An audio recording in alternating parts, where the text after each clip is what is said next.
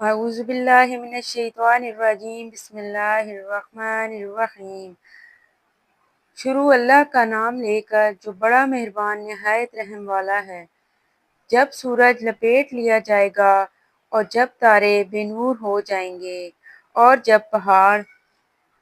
چلائے جائیں گے اور جب بیانے والی اونٹنیاں بیکار ہو جائیں گی اور جب وحشی جانور جمع کیے جائیں گے اور جب دریا آگ ہو جائیں گے اور جب روحیں بدنوں سے ملا دی جائیں گی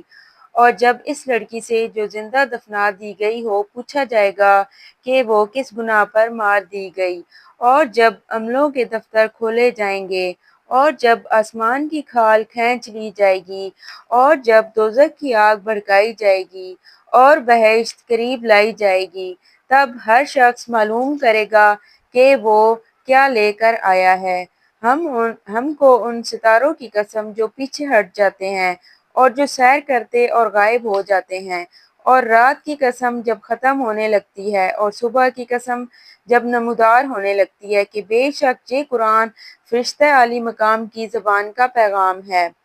جو صاحب قوت مالک عرش کے ہاں اونچے درجے والا سردار اور امانت دار ہے۔ اور مکے والوں تمہارے رفیق یعنی محمد دیوانے نہیں ہیں، بے شک انہوں نے فرشتے کو آسمان کے کھلے یعنی شرقی کنارے پر دیکھا ہے،